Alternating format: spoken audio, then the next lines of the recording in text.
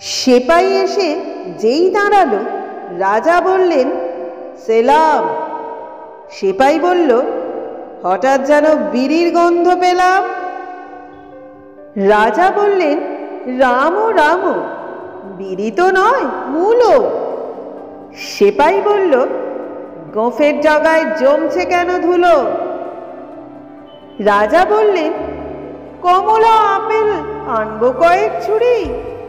সেপাই বলল, কোথায় আমার পেঁয়াজ লঙ্কা মুড়ি?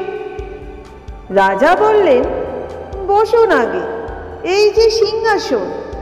সেপাই বলল, নোংরা ওটা, মাছিতে ভন ভন।